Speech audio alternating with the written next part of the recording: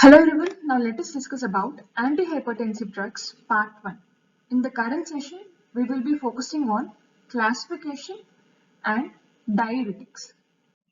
Now coming to the classification of antihypertensive drugs. The first class is diuretics. They are again subcategorized into thiazides, high ceiling loop diuretics and aldosterone antagonist. The examples of thiazides are hydrochlorothiazidone, chlorothiazidone, indapamide. The next is high ceiling loop diuretics. Example is furosemide. The next are aldosterone antagonist. The major example is spironolactone. The next class is renin-angiotensin system inhibitors.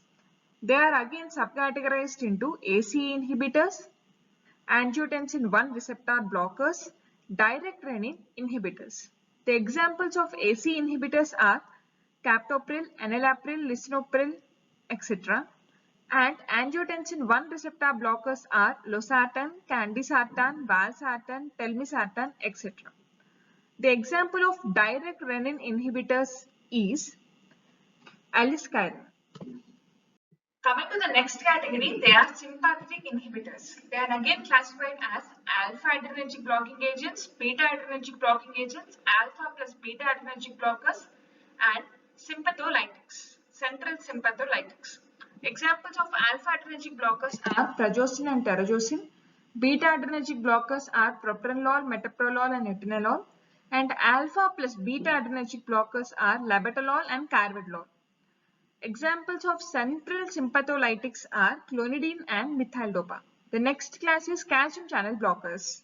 They are again categorized into three types: phenylalkylamines, benzodiazepines, and dihydropyridines. Example of phenylalkylamine is verapamil, benzodiazepine is diltiazem, and dihydropyridines are nifedipine, felodipine, amlodipine, clonidipine, benidipine, etc. The next class is vasodilators, arteriolar vasodilator and arterial and venodilator. The examples of arteriolar vasodilator are hydralazine and minoxidil. Example of arterial plus venodilator are sodium nitroprusside. Coming to first category, that is diuretics. In the diuretics, let us discuss about thiazides. These are considered the first line for uncomplicated hypertension unless there is a specific indication for another class of drug. They are inexpensive and they are effective at lowering blood pressure and improving the cardiovascular outcomes. Usually lower doses, that is 25 to 50 mg, exert a much antihypertensive effect as larger doses. Although thiazides are more natriuretic at higher doses. This is an important point to remember.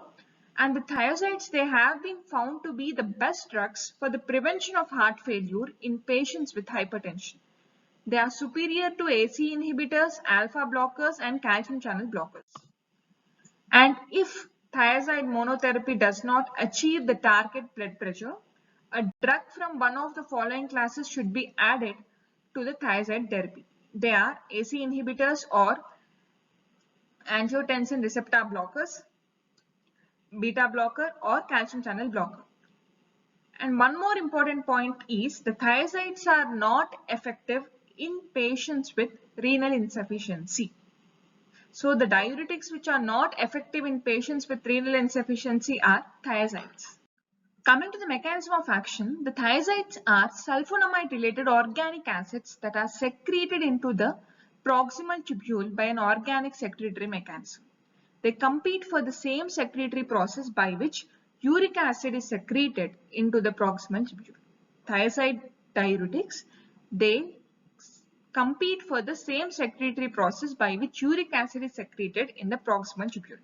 And from within the lumen, they act to increase the excretion of sodium and chloride by inhibiting the sodium chloride symporter in the distal convoluted tubule.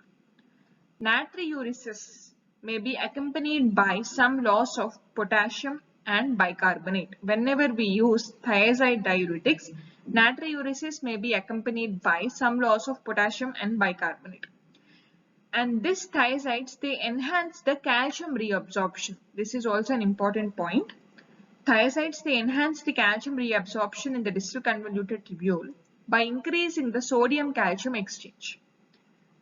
And these thiazide diuretics, they also increase the reabsorption and reduce the urinary excretion of calcium. Therefore, they are employed to treat kidney stones and may be useful in treating osteoporosis. This is the schematic representation of mechanism of action of thiazide diuretics. Here you can see the thiazide diuretics, they inhibit the sodium calcium symporter. Thereby they enhance the excretion of sodium and chloride. The overall effect of thiazide diuretics is loss of sodium and water, which is also accompanied by loss of potassium and bicarbonate. For that reason, hypokalemic metabolic alkalosis may occur. And one more important point is they also increase the calcium reabsorption and they decrease the excretion of calcium. These are the important points of thiazide diuretics. The mechanism for antihypertensive effects of thiazides is poorly understood. Initially, the diuresis reduces the plasma and effective extracellular fluid volume by 5 to 15%, and this decreases the cardiac output. And subsequently, compensatory mechanisms, they operate to regain the sodium balance and plasma volume. Hence, cardiac output is reduced, but the fall in BP is maintained by slow reduction in total peripheral resistance. Reduction in the fall of BP is maintained due to the slow reduction of total peripheral resistance. The reduction in TPR is indirect consequence of small persisting sodium and volume deficit. The thiazides, they produce a smooth muscle vasodilator effect initiated by reduction in the plasma sodium levels, which therefore reduce the intracellular calcium levels in the vascular smooth vessel wall. And this increases their compliance and dampen the responsiveness to the constricted stimuli. Reduction in the calcium levels dampens the responsiveness to constricted stimuli. And the extrarenal mechanism by which the thiazides decrease total peripheral resistance, it remains poorly understood. Coming to the additional points, the thiazide diuretics, they compete for the chloride binding site. In specific, the thiazide diuretics, they compete for the chloride binding site on the sodium chloride cotransporter that is selectively expressed in the distal convoluted tubule, and this inhibits the ability to transport those particular ions. And the inhibition of this cotransporter lowers the intracellular sodium, which in turn results in lowering the intracellular calcium mediated by sodium and calcium exchange expressed in the basolateral membrane. This facilitates the diffusion of calcium through calcium ions, which are expressed on the luminal membrane, and the inhibition of sodium transport in this segment results in greater delivery of sodium to the collecting duct, where enhanced sodium influx through epithelial sodium channels stimulates potassium efflux. Sodium influx stimulates potassium efflux, that is sodium input facilitates or stimulates the potassium output, which can result in the development of hypokalemia. And one more important point is the antihypertensive action of diuretics is lost whenever salt intake is high. Usually fall in BP develops over 2 to 4 weeks, and during long-term treatment, heart rate and cardiac output are unaffected, though the total peripheral resistance is reduced. And the mild antihypertensive, it is a mild antihypertensive. Thiazide diuretics are mild antihypertensives. Average fall in mean arterial pressure is around 10 mmHg. They are effective in low-grade arterial hypertension and in elderly. They are used in combination in any grade of hypertension, and they potentiate all other antihypertensives except dihydropyridines, and they prevent the development of tolerance to these drugs. The desirable properties of thiazide diuretics as antihypertensives are they are used once in a day and they have a flat dose response curve permitting simple standardized regimens. No fluid retention and no tolerance is seen.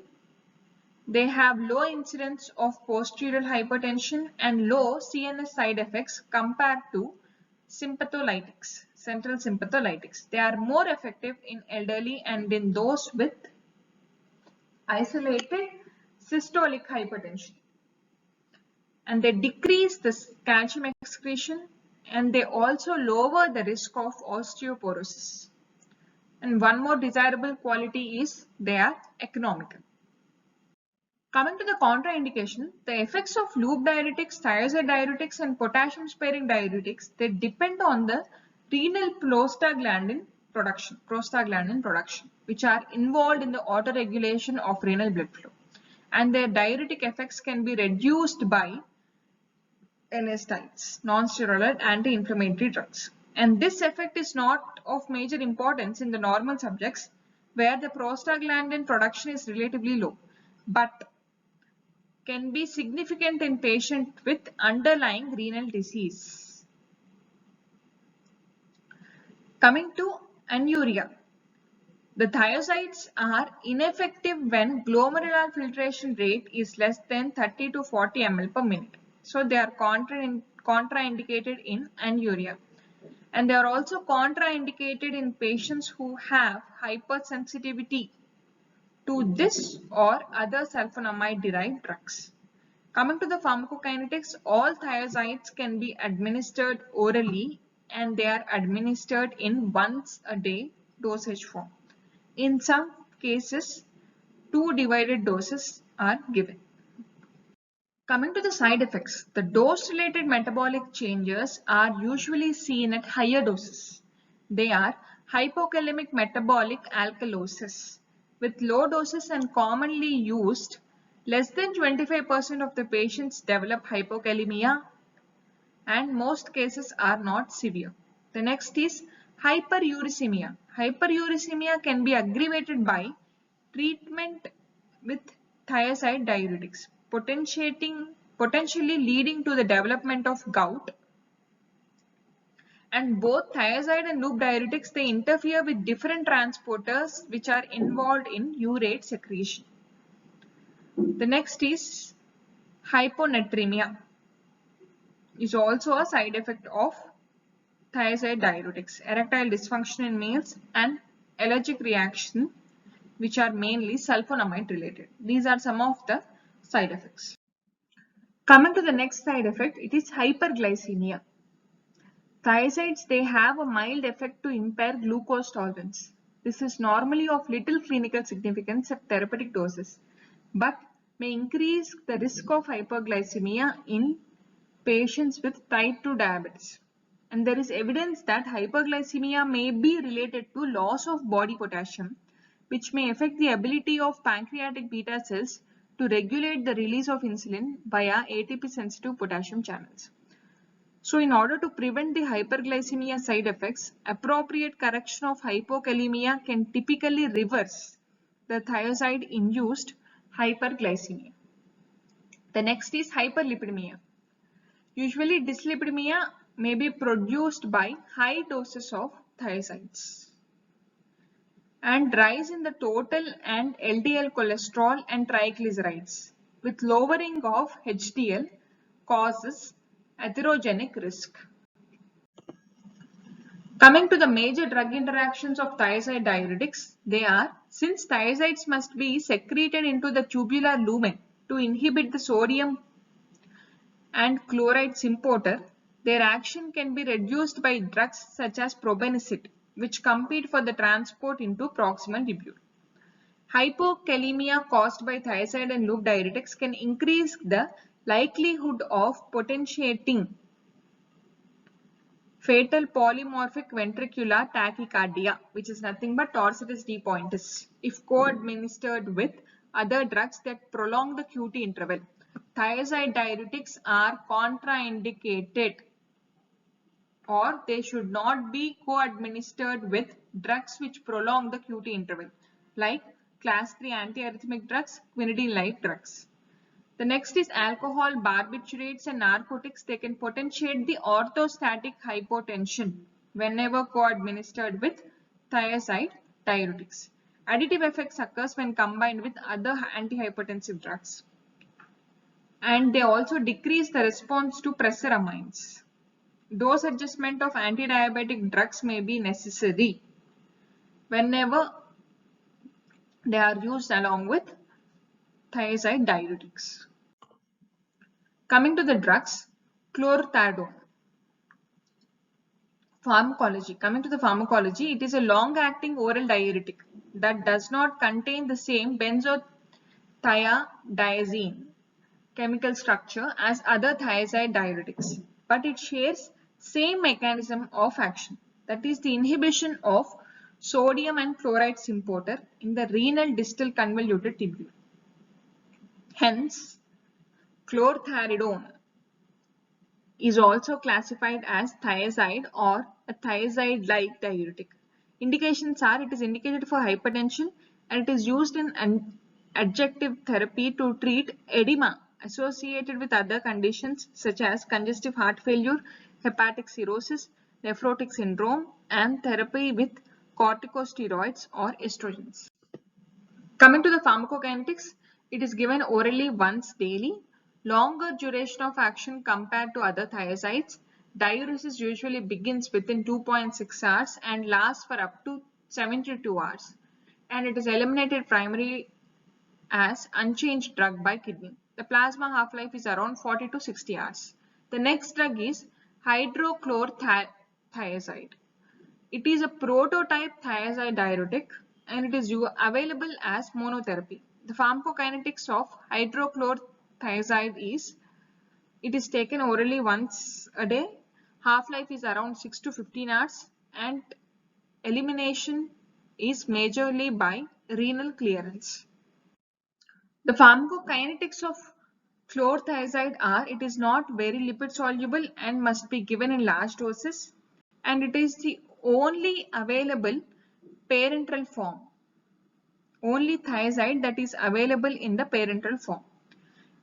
And usually the onset of action begins within 2 hours and the peak is achieved around 4 hours and it lasts for about 6 to 12 hours. And chlorothiazide is not metabolized but it is eliminated rapidly by kidney. The plasma half-life is around 45 to 120 minutes and it is given in 2 divided doses. Coming to indapamide, it is a mild diuretic. It is chemically related to chlorothalidone. It reduces BP at doses which cause little diuresis and it is used alone or in combination with other antihypertensive drugs. The electrolyte disturbances, potassium loss, metabolic effects are usually minimal at antihypertensive doses. Coming to the pharmacokinetics, it is well absorbed orally.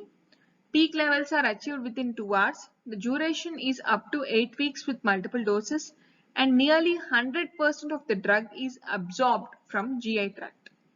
It is excreted mainly through kidney and gastrointestinal tract. Elimination half-life is 16 hours. The side effects are minor, usually GI symptoms and fatigue. Hypokalemia is infrequent. The major drug interactions are: additive effect whenever given with other antihypertensive drugs. It may enhance the lithium toxicity and may decrease the arterial response to catecholamine. Coming to the next category of diuretics, they are high ceiling or loop diuretics. They mainly inhibit the sodium, potassium and chloride transporter Na, K and Cl co-transporter in the thick ascending limb of loop of Henle. The water and the electrolyte excretion may be increased several times over that observed with the thiazide diuretics. And since loop diuretics, they inhibit the reabsorption of a much greater proportion of filtered sodium than most of other diuretics. Usually the water excretion and electrolyte excretion is several times more in high ceiling and loop diuretics when compared to other diuretics. And the urinary output is usually dose dependent and is related to the magnitude of fluid accumulation. Because loop diuretics produce the most profound diuresis, historically they have been referred to as high ceiling diuretics. And the loop diuretics, they are effective in many patients who have significant degree of renal insufficiency. The cells that line the thick ascending limb of loop of Henry, they express the sodium potassium chloride transporter that has a high sensitivity to inhibition by furosemide, which is nothing but a loop diuretic. And this segment of the nephron, it has a positive potential, luminal positive potential, and as well as it has high luminal potassium conductance and a steep sodium concentration gradient.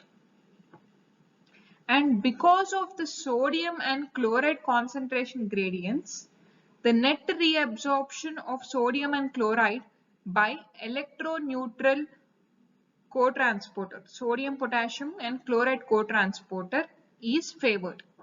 Because of the sodium and chloride concentration gradients, the net reabsorption by this transporter is favored. And the loop diuretics, they compete for the chloride site on the 3-ion cotransporter, which inhibits its function.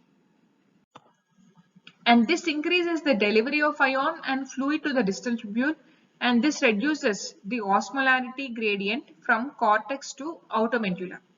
Increased delivery of sodium to the distal tubule enhances the potassium secretion into the urine by combination of sodium-potassium exchange and an additional poorly understood flow-dependent mechanism that enhances the potassium secretion. So this is the schematic representation for loop diuretics. They bind at the chloride binding site and they inhibit the sodium, potassium and chloride co-transporter. The overall effect of loop diuretics is enhanced loss of sodium and water, hypokalemic metabolic alkalosis and increased calcium loss.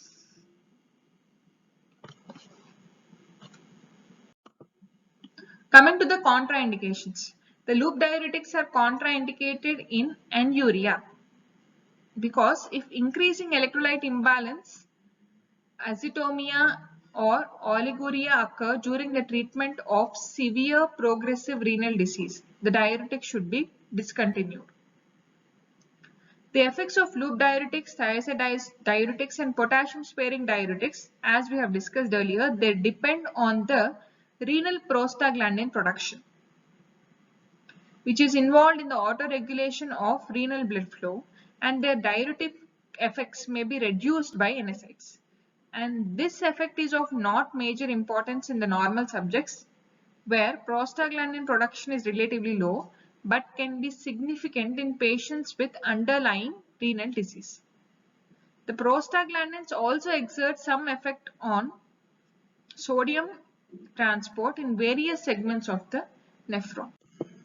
Coming to the pharmacokinetics of furosemide, the onset of action is relatively rapid and after oral use, diuresis peaks in about 2 hours and it lasts for about 6 to 8 hours. And the most loop diuretics, they have short duration of action and they require twice daily dosing.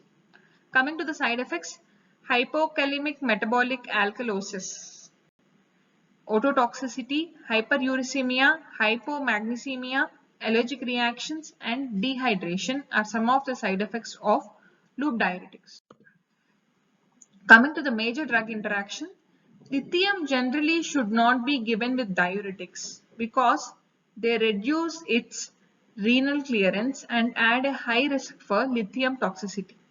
And the loop diuretics, they increase the ototoxic potential of other drugs such as aminoglycosides and some cephalosporin antibiotics. NSAIDs, example aspirin and indomethacin, can interfere with the actions of loop diuretics by interfering with the prostaglandin synthesis. And this interference is minimal in normal subjects, but may be significant in patients with nephrotic syndrome or hepatic cirrhosis. So coming to furosemide, loop diuretics produces a more potent diuresis and less vasodilation than thiazide diuretics. Therefore, they are less effective in lowering BP than the thiazide diuretics. The contraindications are patients who are allergic to sulfonamides. In those patients, loop diuretics are contraindicated because furosemide is a sulfonamide derivative. Coming to the pharmacokinetics, it is rapidly absorbed, eliminated by tubular secretion and glomerular filtration. The duration of effect or action is 2 to 3 hours, and the half-life it depends on renal function and usually requires multiple doses per day. NSAIDs and probenecid, they compete for same binding site. The next drug is ithacrenic acid. The pharmacokinetics are onset of action is rapid, usually within 30 minutes. After an oral dose of ithacrenic acid or within 5 minutes after IV injection of ithacrenic acid. And usually after oral dose, diuresis peaks in about 2 hours and lasts for about 6 to 8 hours. The next drug is torsemide. Pharmacokinetics are duration of effect is 4 to 6 hours and usually it is twice that of the furosemide. Coming to the next category of diuretics, they are potassium sparing diuretics or aldosterone antagonists. The drug is spironolactone. The mechanism of action is a specific antagonist of aldosterone. Spironolactone is a specific antagonist of aldosterone. It acts primarily through competitively binding of mineralocorticoid receptors in the collecting tubule. And one more important point is the aldosterone can worsen the congestive heart failure by causing edema. It has direct effects on heart to reduce the aldosterone-induced cardiac remodeling that impairs the contractility and diastolic relaxation. Spironolactone usually causes increased amount of sodium and water excretion, while potassium is retained, hence the name potassium sparing diuretic. The spironolactone acts both as diuretic and as well as antihypertensive drug by this mechanism. Spironolactone is usually used in drug-resistant hypertension. A treatment-resistant hypertension is often caused by excessive sodium retention, and a recent clinical trial found that spironolactone to be superior to non-diuretic add-on drugs at lowering blood pressure. The contraindications are, it is contraindicated in patients with severe renal impairment, hyperkalemia, and routine use in pregnancy. There is no concern about its anti-androgenic or estrogenic side effects in pregnancy. Gynecomastia is a side effect that is observed in non-pregnant patients. As we have discussed earlier, gynecomastia is a side effect of spironolactone. It is usually dose related and is reversible. Agranulocytosis is usually rare and spironolactone is found to be tumorigenic in rats. The major drug interactions are whenever it is combined with ACE inhibitors, beta blockers, it may produce severe hyperkalemia because of its potassium retaining action, and it reduces the effect of presaramines and should not be given. Lithium should not be co-administered with spironolactone, and NSAIDs can also reduce the effectiveness of spironolactone. And whenever spironolactone is given along with digoxin, it increases the digoxin half-life. Coming to the pharmacokinetics, it is rapidly and extensively metabolized. It is a sulfur containing products are the predominant metabolites, and are thought to be primarily responsible together with spironolactone for the therapeutic effects of the drug. It has a shorter half-life, which is around 1 to 2 hours, but its active metabolites have half-lives for about 15 hours. The uses are spironolactone and eprenone. Themselves, they lower the BP slowly and used in conjunction with thiazide diuretics because they prevent the loss of potassium and augment the antihypertensive action. Eprenone is used widely because of its less hormonal side effects. And if the target level BP is not attained, add aldosterone antagonist to AC inhibitors plus calcium channel blockers and thiazide regimen. Thank you for watching. Please subscribe for further videos on pharmacology and pharmaceutical sciences.